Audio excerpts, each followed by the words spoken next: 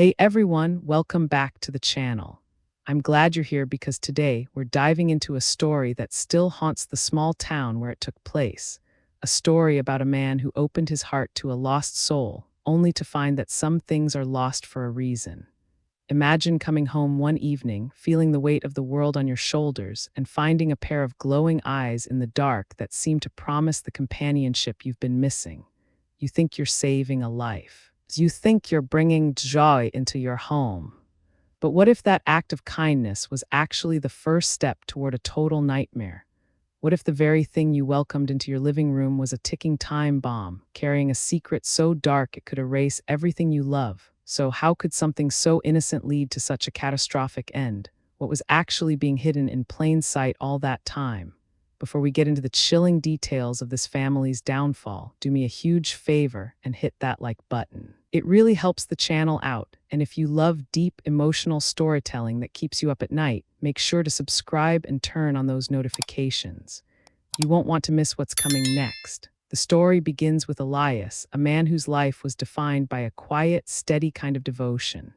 Elias lived in a modest, sun-drenched suburban home with his wife, Sarah, and their 7-year-old daughter, Mia. He was the kind of father who spent his weekends building birdhouses and his evenings reading bedtime stories until his voice went hoarse.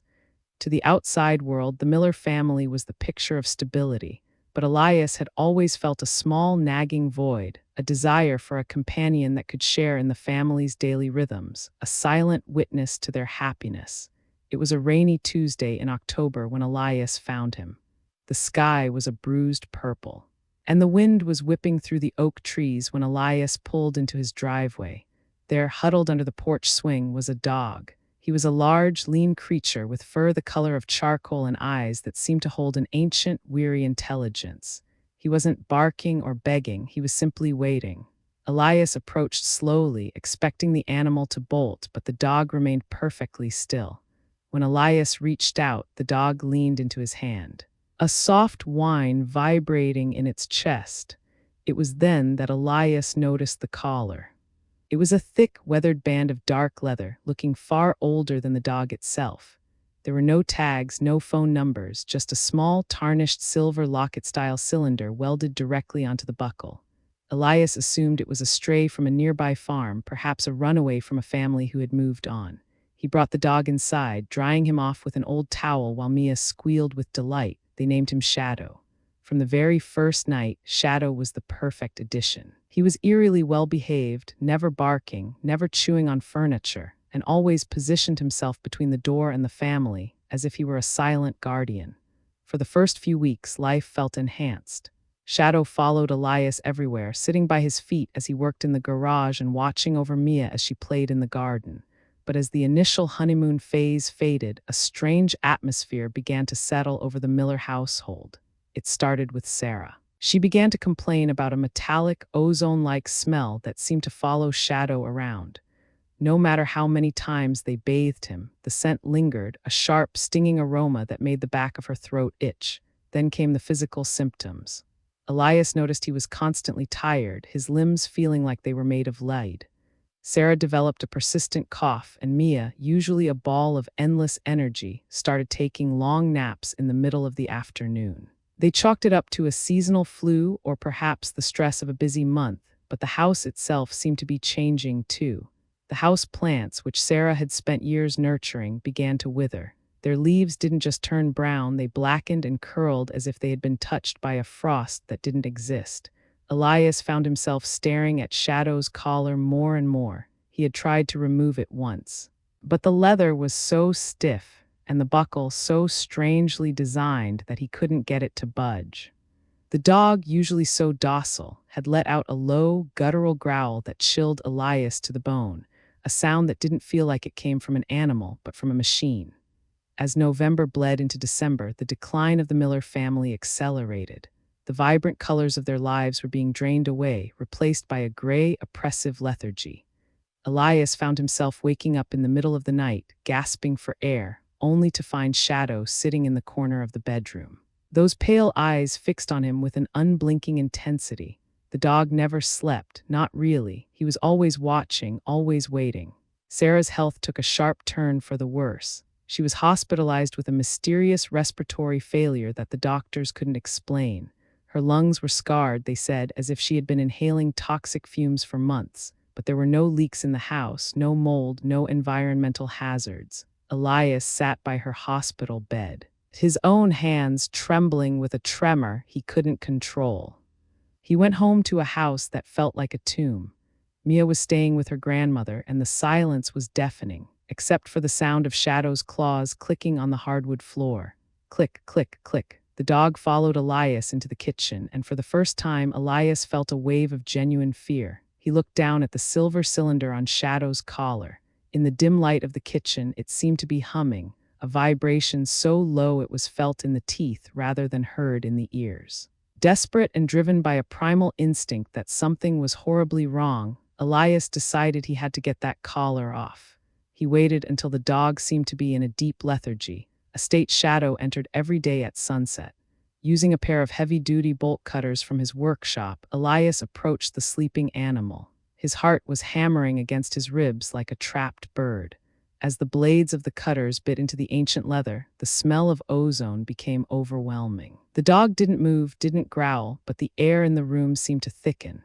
With a sharp snap, the leather gave way. The collar fell to the floor, and the dog let out a long, shuddering breath, its body sagging as if a great weight had been lifted. Elias picked up the silver cylinder. It was warm, unnaturally warm. Using a jeweler's screwdriver, he spent hours meticulously prying at the seams of the metal. He expected a hidden note, perhaps a microfilm or a piece of jewelry. What he found instead was a small, lead-lined compartment containing a shimmering, translucent pebble that pulsed with a faint, sickening green light. His mind raced. He wasn't a scientist, but he knew enough to feel the cold hand of dread grip his heart. He spent the rest of the night on his computer, scouring deep web forums and historical archives. What he found was a nightmare he couldn't wake up from. The collar wasn't a collar. It was a containment unit. Elias discovered records of a Project Cerberus, a fringe scientific experiment from the late 1970s conducted by a now-defunct private laboratory. They had been testing the effects of long-term, low-dose radiation on biological sentinels. They wanted to create living sensors that could carry tracking devices and power sources without the need for batteries. The dog Shadow wasn't just a stray. He was a descendant of those test subjects, or perhaps, given the strange longevity some of these reports hinted at, he was one of the originals. The silver cylinder contained a highly unstable isotope, a forever battery that was leaking.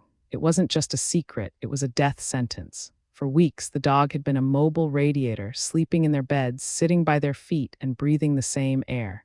The secret held in that collar wasn't a message or a map. It was the very poison that was killing his family. The realization hit Elias like a physical blow. His kindness had been his undoing. By bringing Shadow into his home, he had brought a slow-motion explosion into the heart of his family. The guardian he thought he was providing for Mia was actually eroding her DNA every time she hugged him. The next few days were a blur of hazmat suits and hushed voices. Elias called the authorities, and his home was cordoned off with yellow tape.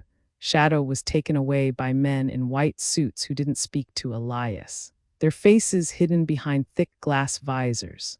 The dog didn't fight. He looked at Elias one last time with those weary eyes, and for a second, Elias thought he saw an apology in them. The animal was a victim too, a vessel for a human ambition that had no regard for life. But the damage was done. The house was declared uninhabitable. Their belongings, the photos, the birdhouses Elias had built, Mia's toys, everything had to be destroyed. They were hot, contaminated beyond repair. The climax of the tragedy didn't happen with a bang, but in a quiet hospital room. Sarah never came home. Her body, weakened by the constant exposure, couldn't fight off the secondary infections.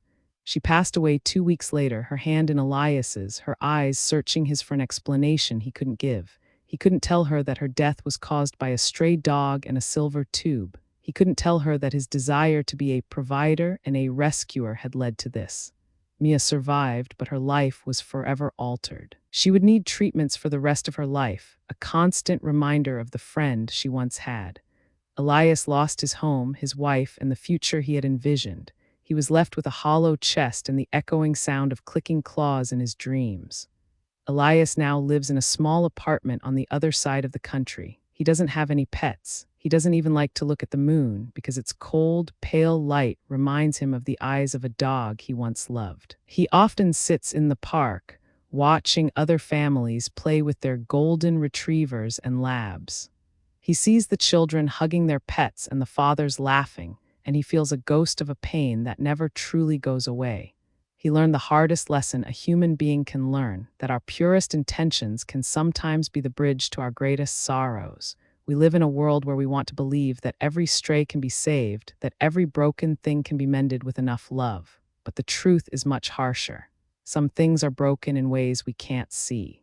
And some secrets are kept not out of malice, but because the truth is too heavy for any one person to carry. Elias thought he was changing a dog's life. In the end, the dog changed his, but it took everything he had in exchange. Perhaps the lesson here is to be careful what you invite into your circle. Not everyone or everything that looks lost wants to be found, and not every gift is a blessing. Sometimes the things we rescue are the very things that end up destroying us. Stay safe out there and remember to cherish the ones you love while you can. You never know when a simple act of kindness might be the beginning of the end. Thanks for listening. I'll see you in the next one.